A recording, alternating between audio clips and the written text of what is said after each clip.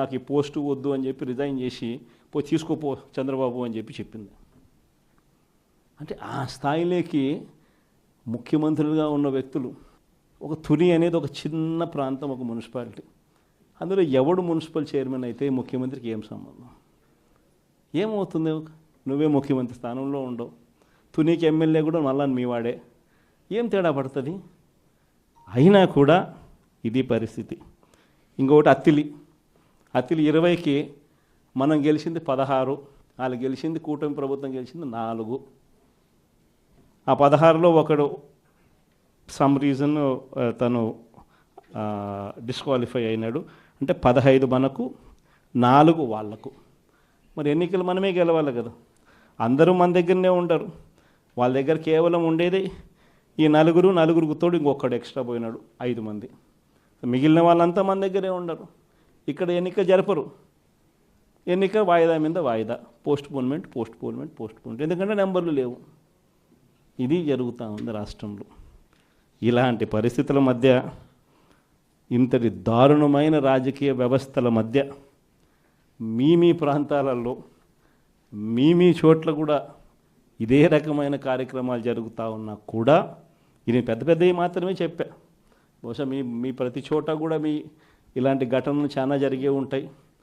అయినా కూడా మీరంతా కూడా గట్టిగా నిలబడిన పరిస్థితులే మనం అంతా కూడా చూస్తూ ఉన్నాం. మరీ ముఖ్యంగా కొన్ని చోట్లయితే ఆశ్చర్యకరమైన విషయం ఏంటంటే ఆడోళ్ళు, మరీ ఎస్పెషలీ చాలా అంటే చాలా గట్టిగా నిలబడిన వాళ్ళు ఎవరనంటే నా చెల్లెమ్మలు, నా అక్క చెల్లెమ్మలు అని చెప్పి గర్వంగా చెప్తా. ఈ ఎన్నికల్లో మీరంతా కూడా మీరు చూపించిన మీ స్ఫూర్తిని నిజంగా ఎంత గొప్పగా మీరు చూపించారు అనంటే, చంద్రబాబు నాయుడు అనే వ్యక్తి ఇలాంటి తప్పుడు పనులు చేయడం తప్పు అని చెప్పి మీ ద్వారా చంద్రబాబు నాయుడు గారికి గట్టి మెసేజ్ పోయింది అన్న సంగతి చెప్పడానికి చాలా సంతోషపడుతున్నాను. రాబోయే రోజుల్లో మీరు చూపించిన ఈ స్ఫూర్తి మాత్రం చిరస్థాయిగా నిలబడిపోతుంది. ప్రతి కష్ట సమయంలో ఉన్న ప్రతి కార్యకర్తకు నేను ఒకటే మాట చెప్తా ఉన్నా, మీరు చూపించిన ఈ స్ఫూర్తిని, మీరు ఈ కష్టకాలంలో పార్టీ పట్ల మీరు చూపించిన ఈ నిబద్ధతకు మీ జగన్ ఎప్పుడూ మీకు రుణపడి ఉంటాడని ఈ సందర్భంగా ఖచ్చితంగా చెప్తాను. ఖచ్చితంగా రాబోయే రోజులు మనవి. ఖచ్చితంగా చూస్తూ ఓ సంవత్సరం అయిపోయింది, కన్ను మూసుకుంటే ఇంక మళ్ళీ 3 ఏళ్ళు అయిపోతాయి. ఈ 3 ఏళ్ళు అయిపోయిన తర్వాత వచ్చేది మాత్రం ఈసారి ఖచ్చితంగా వైఎస్ఆర్సీపీ అఖండమైన మెజార్టీతో నిలబడుతుంది. ఈసారి వచ్చినప్పుడు మాత్రం మీ జగన్ కార్యకర్తల కోసం ఖచ్చితంగా ఉంటాడని మాత్రం ఖచ్చితంగా చెప్తాను. ఎందుకనంటే జగన్ 1 పాలనలో బహుశా కార్యకర్తలకి నేను చేయాల్సినంత బహుశా చేయలేకపోయి ఉండొచ్చేమో. ఎందుకంటే రావడమే కోవిడ్ వచ్చింది, మనం ఎన్నికలు అయిపోయేసరికి జూన్ అయ్యింది, మార్చి కల్లా కోవిడ్ వచ్చింది. దాని తర్వాత కోవిడ్ సమయంలో మీ అందరికీ తెలుసు 2 సంవత్సరాలు కోవిడ్. ఆ 2 సంవత్సరాలు ప్రజల గురించి, ప్రజల ఆరోగ్యం గురించి, వాళ్ళకు ఎటువంటి ఇబ్బందులు రాకుండా చూసుకునే దాని గురించే మొత్తం ఎనర్జీస్ అంతా కూడా పెట్టాల్సి వచ్చింది. కాబట్టి బహుశా చేయాల్సినంత అంత ఇదిగా కార్యకర్తలకు అంత తోడుగా ఉండకపోయి ఉండొచ్చు. కానీ జగన్ 2లో మాత్రం అలా జరగదు. ఖచ్చితంగా అందరికీ మాటిస్తూ ఉన్నాను, కార్యకర్తల కోసం జగన్ ఎంత గట్టిగా నిలబడతాడో వచ్చే ఎన్నికల తర్వాత ఖచ్చితంగా అది కూడా చేసి చూపిస్తానని కూడా ఈ సందర్భంగా చెప్తా ఉన్నా.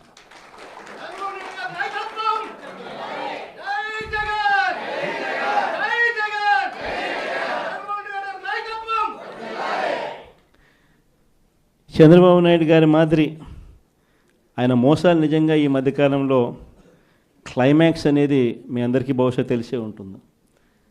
మొన్న ఈ మధ్యకాలంలోనే క్లైమాక్స్కి చేరినాయి. మామూలుగా చంద్రబాబు నాయుడు అనే వ్యక్తి అబద్ధాలు చెప్తాడు, మోసం చేస్తాడు అన్నది మనందరికీ కూడా బాగా తెలిసిన విషయాలే. అయినా కూడా ఎందుకో మొన్న సందర్భంలో చంద్రబాబు నాయుడు గారిని పొరపాటున నమ్మి ఆశకులోనే పొరపాటున కొన్ని తప్పుడు అడుగులు పడ్డాయి. తప్పుడు అడుగులు పడి తెలుసుకున్న తర్వాత కనీసం చంద్రబాబు నాయుడు గారు ఇప్పుడన్నా మారింటాడేమో అని చెప్పి చాలామంది ఎదురు చూశారు. కానీ ఆ మారడం అనేది మారలేదు. ఈ మనిషి ఎప్పుడు ఈ మనిషి ఇంతే అని చెప్పడానికి మొన్న ఈ మధ్యకాలంలో ఆయన మాట్లాడిన మాటలు P4 అంట, గుర్తుందా? P4 అని కొత్త మోసం తీసుకొచ్చినాడు. ఆశ్చర్యకరం ఏంటంటే P4 విధానం అంటే ఏంటంటే సమాజంలో ఉన్న 20% పేదవాళ్ళ బాగోగులన్నింటినీ 10% సంపన్నులకు అప్పగిస్తాడట. అసలు ఈ మనిషి ఏం మాట్లాడుతున్నాడో నాకే అర్థం కాల రోజు చెప్పిన తర్వాత. అసలు రాష్ట్రంలో ఎన్ని వైట్ కార్డ్స్ ఉన్నాయో చంద్రబాబుకు తెలుసా అని అడుగుతా ఉన్నా.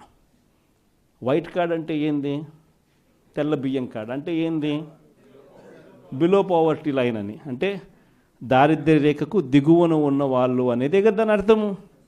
రాష్ట్రంలో 1,61,00,000 ఇళ్ళుంటే అందులో 1,48,00,000 ఇళ్ళు వైట్ కార్డ్ హోల్డర్సు. అంటే ఎంత పర్సంటేజు? 1,61,00,000కు 1,48,00,000 అంటే దాదాపుగా 90%. దాదాపు 90% రాష్ట్రంలో ఉన్న ఇల్లులు ప్రజలు దారిద్ర్య రేఖకు దిగువన ఉన్నవాళ్ళు. మరి 90% మంది దిగువన ఉంటే ఈ పెద్ద మనిషి ఇంకోటి అడుగుతా పోనీ, అసలు రాష్ట్రంలో ఎంతమంది ఇన్కమ్ ట్యాక్స్లు కడతా ఉన్నారు? అదన్నా ఈ పెద్ద మనిషి చంద్రబాబు నాయుడు తెలుసా అని అడుగుతా ఉన్నా. ఎందుకంటే ఇన్కమ్ ట్యాక్స్లు కట్టేది కేవలం 8,60,000 మంది మాత్రమే ఇన్కమ్ ట్యాక్స్లు కడుతున్నారు. మొత్తం మీద ఒక 25 లక్షల మంది ఇన్కమ్ ట్యాక్స్లు ఫైల్ చేస్తూ ఉన్నారు. అందులో నిల్ రిటర్న్స్ అని చెప్పి రాసే వాళ్ళను పోను ఇన్కమ్ ట్యాక్స్లు కట్టే వాళ్ళు ఎంత అంటే కేవలం 8,60,000 మంది మాత్రమే ఇన్కమ్ ట్యాక్స్లు రాష్ట్రంలో కడతా ఉన్నారు. మళ్ళీ 8,60,000 మందికి 1,48,00,000 మందికి అప్పచెప్పాలి కదా. మంచిగా అదే ఆయన చెప్పే P4 అంటే కూడా అక్కడ కూడా మళ్ళీ మోసమే. కేవలం 20% అంటాడు. ఆడ మోసమే. అసలు వాస్తవం చెప్పాలంటే కనీసం 1000 మంది ముందుకు రారు. కనీసం రాష్ట్రంలో 1000 మంది ముందుకు రారు. ఇది జరగదని చెప్పి అందరికీ తెలుసు. అవాస్తవాలని అందరికీ తెలుసు. ఈయన డ్రామాలు ఆడుతున్నాడని అందరికీ తెలుసు. ప్రజలందరూ నవ్వుకుంటున్నారు. ఈయన మాట్లాడేటప్పుడు ఏకంగా మీటింగ్లో నుంచి మనుషులు కూడా వెళ్ళిపోతూ ఉన్నారు. ఇంత అబద్ధాలు చెప్పాకయ్యా, ఇంత మోసం చేయకయ్యా అని చెప్పి చెప్తా ఉన్నా కూడా ఈ మనిషికి నేను చెప్పేది అబద్ధమే, నేను చెప్పేది ప్రజలు నమ్మాల్సిందే అని అబద్ధాల మీద అబద్ధాలు చెప్పుకుంటూ పోతూ ఉన్నాడు. ఎన్ని రేషన్ కార్డులు ఉన్నాయో తెలియదు, వైట్ రేషన్ కార్డుకి అర్థం ఏమిటో తెలియదు, ఎంతమంది రాష్ట్రంలో ఇన్కమ్ ట్యాక్స్లు కడతా ఉన్నారో కూడా తెలీదు అనడం కూడా తప్పు. తెలుసు కానీ మోసం. ఇప్పుడు కూడా సూపర్ 6 ఎందుకు అమలు చేయడం లేదయ్యా, సూపర్ 7 ఎందుకు అమలు చేయడం లేదంటే ఏమంటాడు? రాష్ట్రంలో అప్పులు 10 లక్షలు అంటాడు. ఎన్నిసార్లు చెప్పాలయ్యా నీకు రాష్ట్రంలో అప్పులు ఎంత ఉన్నాయి అని చెప్పి? 6.5 లక్షల కోట్లు రాష్ట్రంలో అప్పులు ఉన్నాయని చెప్పి నువ్వే అసెంబ్లీలో ప్రవేశపెట్టిన నీ బడ్జెట్ డాక్యుమెంట్లో నువ్వే చెప్పించావు. ఆయన ప్రవేశపెట్టిన బడ్జెట్ డాక్యుమెంట్లో రాష్ట్రానికి సంబంధించిన అప్పులు ఎంత అంటే ఆయనే 6.5 లక్షలు అని చెప్పి ఆయనే చూపించారు. 6.5 లక్షల కోట్లలో కూడా 3,13,000 కోట్లు ఆయన ప్రభుత్వం దిగిపోయే నాటికే ఉన్న అప్పులను కూడా అని అందరికీ కూడా తెలుసు. ఆయన ప్రవేశపెట్టిన బడ్జెట్ డాక్యుమెంట్లోనే ఉంటాయి. కానీ ఏమంటాడు? రాష్ట్రం భయంకరంగా చూపించాల 10 లక్షల కోట్లు, ఇంకా 2 రోజులు పోతే 12 లక్షల కోట్లు అంటాడు, ఇంకా 4 రోజులు పోతే 14 లక్షల కోట్లు అంటాడు. ఎందుకు? సూపర్ 6 ఎగరగొట్టడానికి, సూపర్ 7 ఎగరగొట్టడానికి మళ్ళీ ఒక అబద్ధం. అంటే ఇంకో పెద్ద గీత గీయడం. దిక్కుమాలిన అబద్ధాలు, దిక్కుమాలిన మోసాలతో ఈ రాష్ట్రంలో ప్రభుత్వంలో పరిపాలన చేస్తా ఉన్న ఇలాంటి పాలన పోయి మళ్ళీ మాట చెప్తే మాట మీద నిలబడే పాలన, ప్రజలకు ఏదైనా కూడా సమస్య వస్తే ఆ ప్రజల సమస్యలను చూసి కనీసం తప్పించే గుండె ఉండే ఒక మంచి పాలన మళ్ళీ రావాలి అని చెప్పి ప్రజలందరూ కూడా మనస్ఫూర్తిగా కోరుకుంటా ఉన్న ఇలాంటి సమయాల్లో వైఎస్ఆర్ కాంగ్రెస్ పార్టీకి నా అన్నదమ్ములుగా, నా అక్క చెల్లెమ్మలుగా మీరంతా నాకు తోడుగా నిలబడతా ఉన్నందుకు మనస్ఫూర్తిగా మీ జగన్ మీ అందరికీ కూడా మరొకసారి హ్యాట్స్ ఆఫ్ చెప్తా ఉన్నాను. ఇంకొకటి గోపవరం, ఇది మా కడప జిల్లా. దీంట్లో ఉప సర్పంచ్ పదవికి ప్రొద్దుటూరు కాన్స్టిట్యున్సీ నియోజకవర్గంలో ఉప సర్పంచ్ పదవికి సంబంధించిన ఎన్నిక. ఇందులో 19 గెలిచాం మనం. వాళ్ళు గెలిచింది కేవలం ఒక నలుగురిని ప్రలోభపెట్టి తీసుకున్నారు. అయినా కూడా వాళ్ళ బలం ఎంత? ఆ 1 + ఈ 4 5, మిగిలిన 15 మనవే. ఏం చేస్తూ ఉన్నారు? ఉప సర్పంచ్ పదవి కౌంటింగ్ హాల్లోకి మేమే తీసుకొని పోతాం ఈ 15 మందిని అని చెప్పి వీళ్ళే పోలీసులు బండ్లో ఎక్కించుకొని వీళ్ళని తీసుకొని పోయి తెలుగుదేశం పార్టీ సభ్యులు ఉన్న చోట, మనుషులు ఉన్న చోట ఇడిచిపెట్టేసి వచ్చేసినారు. అంటే వాళ్ళను కొట్టమని, దౌర్జన్యం చేయమని, రానియకుండా చేయమని చెప్పి పోలీసులు. అయినా కానీ వెనకాల మన జీపులు ఫాలో అవుతూ ఉన్నాయి కాబట్టి వెంటనే వాళ్ళని ఎక్కించుకొని మళ్ళీ తీసుకొని పోగలిగాం. తీసుకొని పోయేసరికి కౌంటింగ్ హాల్లోకి పోయేసరికి మన ఎమ్మెల్యే అభ్యర్థిని లోపలికి పంపించరు. మన ఎమ్మెల్యే అభ్యర్థి రారు, కానీ వాళ్ళ మనుషులందరూ లోపల ఉంటారు. అక్కడ ఇంకా నకిలీ వార్డు మెంబర్లతో ఐడి కార్డులు క్రియేట్ చేసి ఎన్నికల అధికారి లాస్ట్కి అది నకిలీ, ఇవి మేము ఒప్పుకోము అని చెప్పి చెప్తే ఎన్నిక వాయిదా జరిగింది. అది రెండో రోజు మళ్ళీ ఎన్నికకి పిలిచినారు. రెండో రోజు మళ్ళీ ఎన్నికకి వెళ్ళిపోతే రెండో రోజు ఏమంటాడు? ఎన్నికల అధికారికి గుండెపోటు అంట. మళ్ళీ వాయిదా. బలం లేనప్పుడు ఇవన్నీ చేస్తూ ఉండరు. నేను చెప్తా ఉన్నా, ఎన్ని ఎగ్జాంపుల్స్ ఏదైతే చూస్తూ ఉన్నాం. ఇంకో చోట తుని నియోజకవర్గం 30కి 30 మనమే గెలిచాం. మరి వీళ్ళ దగ్గర నెంబర్లు ఎక్కడున్నాయి? బలం ఎక్కడుంది? ఏముంది? అయినా కానీ వైస్ చైర్మన్ పోస్టు వాళ్ళకే కావాలని చెప్పి ఏకంగా అడ్డంకులు క్రియేట్ చేయడం, వాయిదాల మీద వాయిదాలు వేయించడం, చివరికి ఏ స్థాయిలో భయపెట్టే కార్యక్రమం చేసినారంటే మున్సిపల్ చైర్మన్ అనే అభ్యర్థి మున్సిపల్ చైర్మన్ నాకు ఈ పదవి వద్దు, నీ ప్రభుత్వంలో నాకు ఈ పోస్టు వద్దు అని చెప్పి రిజైన్ చేసి తీసుకోపో చంద్రబాబు అని చెప్పి చెప్పింది.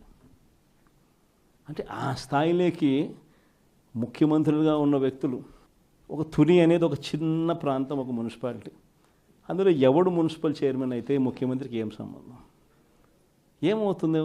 నువ్వే ముఖ్యమంత్రి స్థానంలో ఉండవు, తునికి ఎమ్మెల్యే కూడా మళ్ళా మీ వాడే, ఏం తేడా పడుతుంది? అయినా కూడా ఇది పరిస్థితి. ఇంకొకటి అత్తిలి 20కి మనం గెలిచింది 16, వాళ్ళు గెలిచింది, కూటమి ప్రభుత్వం గెలిచింది 4. ఆ 16లో ఒకడు సమ్ రీజన్ తను డిస్క్వాలిఫై అయినాడు. అంటే 15 మనకు, 4 వాళ్లకు. మరి ఎన్నికలు మనమే గెలవాలి కదా. అందరూ మన దగ్గరనే ఉండరు. వాళ్ళ దగ్గర కేవలం ఉండేది ఈ నలుగురికి తోడు ఇంకొకడు ఎక్స్ట్రా పోయినాడు, 5 మంది. మిగిలిన వాళ్ళంతా మన దగ్గరే ఉండరు. ఇక్కడ ఎన్నిక జరపరు. ఎన్నిక వాయిదా మీద వాయిదా, పోస్ట్పోన్మెంట్. ఎందుకంటే నెంబర్లు లేవు. ఇది జరుగుతూ ఉంది రాష్ట్రంలో. ఇలాంటి పరిస్థితుల మధ్య, ఇంతటి దారుణమైన రాజకీయ వ్యవస్థల మధ్య మీ ప్రాంతాలలో మీ చోట్ల కూడా ఇదే రకమైన కార్యక్రమాలు జరుగుతూ ఉన్నా కూడా, ఇది పెద్దవి మాత్రమే చెప్పా. బహుశా మీ ప్రతి చోట కూడా ఇలాంటి ఘటనలు చాలా జరిగే ఉంటాయి. అయినా కూడా మీరంతా కూడా గట్టిగా నిలబడిన పరిస్థితులే మనం అంతా కూడా చూస్తూ ఉన్నాం. మరీ ముఖ్యంగా కొన్ని చోట్లయితే ఆశ్చర్యకరమైన విషయం ఏంటంటే ఆడోళ్ళు, మరీ ఎస్పెషలీ చాలా అంటే చాలా గట్టిగా నిలబడిన వాళ్ళు ఎవరనంటే నా చెల్లెమ్మలు, నా అక్క చెల్లెమ్మలు అని చెప్పి గర్వంగా చెప్తా. ఈ ఎన్నికల్లో మీరంతా కూడా మీరు చూపించిన మీ స్ఫూర్తిని నిజంగా ఎంత గొప్పగా మీరు చూపించారు అని అంటే, చంద్రబాబు నాయుడు అనే వ్యక్తి ఇలాంటి తప్పుడు పనులు చేయడం తప్పు అని చెప్పి మీ ద్వారా చంద్రబాబు నాయుడు గారికి గట్టి మెసేజ్ పోయింది అన్న సంగతి చెప్పడానికి చాలా సంతోషపడతాను. రాబోయే రోజుల్లో మీరు చూపించిన ఈ స్ఫూర్తి మాత్రం చిరస్థాయిగా నిలబడిపోతుంది. ప్రతి కష్ట సమయంలో ఉన్న ప్రతి కార్యకర్తకు నేను ఒకటే మాట చెప్తా ఉన్నా, మీరు చూపించిన ఈ స్ఫూర్తిని, మీరు ఈ కష్టకాలంలో పార్టీ పట్ల మీరు చూపించిన ఈ నిబద్ధతకు మీ జగన్ ఎప్పుడూ మీకు రుణపడి ఉంటాడని ఈ సందర్భంగా ఖచ్చితంగా చెప్తాను. ఖచ్చితంగా రాబోయే రోజులు మనవి. ఖచ్చితంగా చూస్తూ 1 సంవత్సరం అయిపోయింది. కళ్ళు మూసుకుంటే ఇంక మళ్ళీ 3 ఏళ్ళు అయిపోతాయి. ఈ 3 ఏళ్ళు అయిపోయిన తర్వాత వచ్చేది మాత్రం ఈసారి ఖచ్చితంగా వైఎస్ఆర్సీపీ అఖండమైన మెజార్టీతో నిలబడుతుంది. ఈసారి వచ్చినప్పుడు మాత్రం మీ జగన్ కార్యకర్తల కోసం ఖచ్చితంగా ఉంటాడని మాత్రం ఖచ్చితంగా చెప్తాను. ఎందుకనంటే జగన్ 1 పాలనలో బహుశా కార్యకర్తలకి నేను చేయాల్సినంత బహుశా చేయలేకపోయి ఉండొచ్చేమో. ఎందుకంటే రావడమే కోవిడ్ వచ్చింది. మనం ఎన్నికలు అయిపోయేసరికి జూన్ అయ్యింది, మార్చి కల్లా కోవిడ్ వచ్చింది. దాని తర్వాత కోవిడ్ సమయంలో మీ అందరికీ తెలుసు 2 సంవత్సరాలు కోవిడ్. ఆ 2 సంవత్సరాలు ప్రజా ఆరోగ్యం గురించి, ప్రజల ఆరోగ్యం గురించి, వాళ్ళకు ఎటువంటి ఇబ్బందులు రాకుండా చూసుకునే దాని గురించే మొత్తం ఎనర్జీస్ అంతా కూడా పెట్టాల్సి వచ్చింది. కాబట్టి బహుశా చేయాల్సినంత అంత ఇదిగా కార్యకర్తలకు అంత తోడుగా ఉండకపోయి ఉండొచ్చు. కానీ జగన్ 2లో మాత్రం అలా జరగదు. ఖచ్చితంగా అందరికీ మాటిస్తూ ఉన్నాను, కార్యకర్తల కోసం జగన్ ఎంత గట్టిగా నిలబడతాడో వచ్చే ఎన్నికల తర్వాత ఖచ్చితంగా అది కూడా చేసి చూపిస్తానని కూడా ఈ సందర్భంగా చెప్తా ఉన్నా.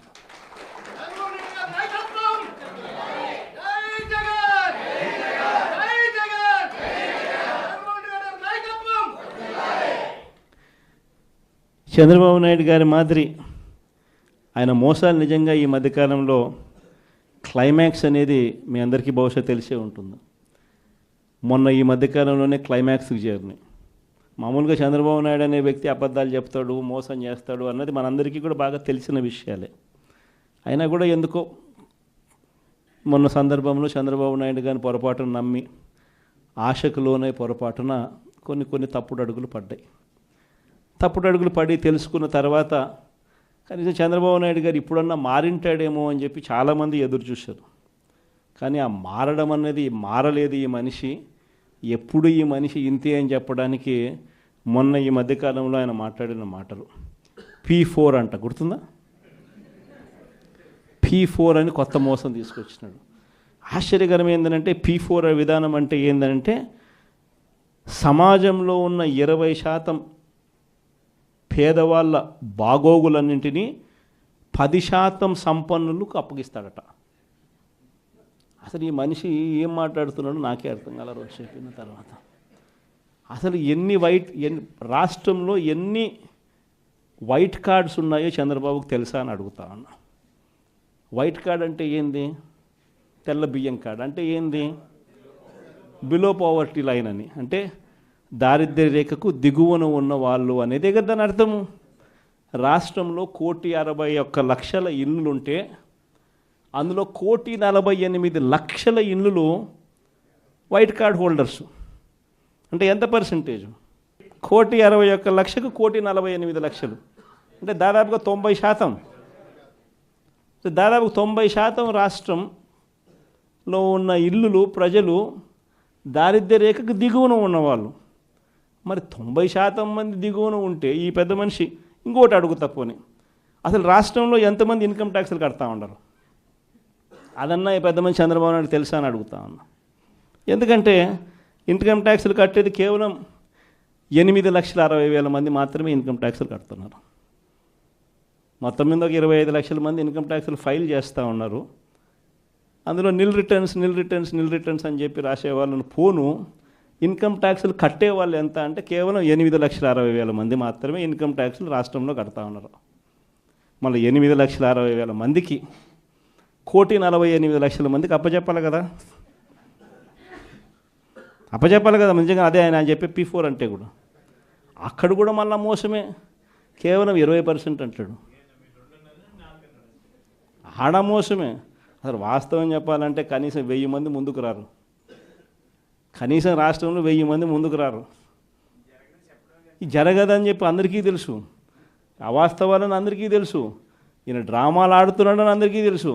ప్రజలందరూ నవ్వుకుంటున్నారు. ఈయన మాట్లాడేటప్పుడు ఏకంగా మీటింగ్లో నుంచి మనుషులు కూడా వెళ్ళిపోతూ ఉన్నారు. ఇంత అబద్ధాలు చెప్పాకయ్యా, ఇంత మోసం చేయకయ్యా అని చెప్పి చెప్తా ఉన్నా కూడా ఈ మనిషికి నేను చెప్పేది అబద్ధమే, నేను చెప్పేది ప్రజలు నమ్మాల్సిందే అని అబద్ధాల మీద అబద్ధాలు చెప్పుకుంటూ పోతూ ఉన్నాడు. ఎన్ని రేషన్ కార్డులు ఉన్నాయో తెలియదు, వైట్ రేషన్ కార్డుకి అర్థం ఏమిటో తెలియదు, ఎంతమంది రాష్ట్రంలో ఇన్కమ్ ట్యాక్స్లు కడతా ఉన్నారో కూడా తెలియదు. తెలీదు అనడం కూడా తప్పు. తెలుసు తెలుసు కానీ మోసం. ఇప్పుడు కూడా సూపర్ 6 ఎందుకు అమలు చేయడం లేదా, సూపర్ 7 ఎందుకు అమలు చేయడం లేదంటే ఏమంటాడు, రాష్ట్రంలో అప్పులు 10 లక్షలు అంటాడు. ఎన్నిసార్లు చెప్పాలయ్యా నీకు రాష్ట్రంలో అప్పులు ఎంత ఉన్నాయి అని చెప్పి, 6.5 లక్షల కోట్లు రాష్ట్రంలో అప్పులు ఉన్నాయని చెప్పి నువ్వే అసెంబ్లీలో ప్రవేశపెట్టిన నీ బడ్జెట్ డాక్యుమెంట్లో నువ్వే చెప్పించావు. ఆయన ప్రవేశపెట్టిన బడ్జెట్లో, ఆయన ప్రవేశపెట్టిన బడ్జెట్ డాక్యుమెంట్లో రాష్ట్రానికి సంబంధించిన అప్పులు ఎంత అంటే ఆయనే 6.5 లక్షలు అని చెప్పి ఆయనే చూపించారు. 6.5 లక్షల కోట్లలో కూడా 3,13,000 కోట్లు ఆయన ప్రభుత్వం దిగిపోయే నాటికే ఉన్న అప్పులను కూడా అని అందరికీ కూడా తెలుసు. ఆయన ప్రవేశపెట్టిన బడ్జెట్ డాక్యుమెంట్లోనే ఉన్నాయి. కానీ ఏమంటాడు, రాష్ట్రం భయంకరంగా చూపించాలా, 10 లక్షల కోట్లు, ఇంకా 2 రోజులు పోతే 12 లక్షల కోట్లు అంటాడు, ఇంకా 4 రోజులు పోతే 14 లక్షల కోట్లు అంటాడు. ఎందుకు? సూపర్ 6 ఎగరగొట్టడానికి, సూపర్ 7 ఎగరగొట్టడానికి మళ్ళీ ఒక అబద్ధం, అంటే ఇంకో పెద్ద గీత గీయడం. దిక్కుమాలిన అబద్ధాలు, దిక్కుమాలిన మోసాలతో ఈ రాష్ట్రంలో ప్రభుత్వంలో పరిపాలన చేస్తా ఉన్న ఇలాంటి పాలన పోయి మళ్ళీ మాట చెప్తే మాట మీద నిలబడే పాలన, ప్రజలకు ఏదైనా కూడా సమస్య వస్తే ఆ ప్రజల సమస్యలను చూసి కనీసం తప్పించే గుండె ఉండే ఒక మంచి పాలన మళ్ళీ రావాలి అని చెప్పి ప్రజలందరూ కూడా మనస్ఫూర్తిగా కోరుకుంటా ఉన్న ఇలాంటి సమయాల్లో వైఎస్ఆర్ కాంగ్రెస్ పార్టీకి నా అన్నదమ్ములుగా, నా అక్క చెల్లెమ్మలుగా మీరంతా నాకు తోడుగా నిలబడతా ఉన్నందుకు మనస్ఫూర్తిగా మీ జగన్ మీ అందరికీ కూడా మరొకసారి హ్యాట్స్ ఆఫ్ చెప్తా ఉన్నాను. మరోవైపు వైద్యం చూస్తామనంటే ఆరోగ్యశ్రీ బిల్లుల పరిస్థితి చూస్తే నెట్వర్క్ హాస్పిటల్స్కు ఈ 11 నెలల కాలంలో మామూలుగా ఆరోగ్యశ్రీకి నెలకు 300 కోట్లు ఖర్చు అవుతుంది. 11 నెలలకు ఈ పెద్ద మనిషి ఈ నెట్వర్క్ హాస్పిటల్స్కి పెట్టిన బకాయిలు ఎంతో తెలుసా? 3,500 కోట్లు. 3,500 కోట్లు నెట్వర్క్ హాస్పిటల్స్కు బకాయిలు పెట్టినాడు.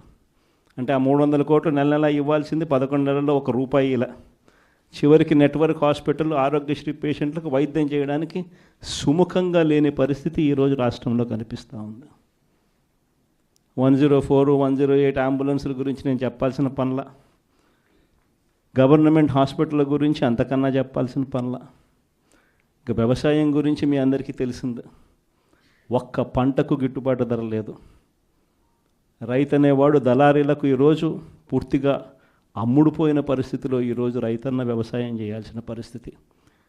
పెట్టుబడి సహాయం కింద అప్పుడేమన్నాడు, జగన్ 13,500 ఇస్తా ఉన్నాడు, అది కూడా పిఎం కిసాన్తో కలిపి మేము వచ్చినామనంటే పిఎం కిసాన్ కాక 20,000 ఇస్తామని చెప్పి నమ్మబలికినాడు.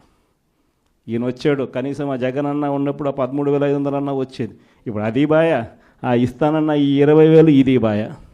మరోవైపున రైతులకు ఆర్బీకేలన్నీ నిర్వీర్యం.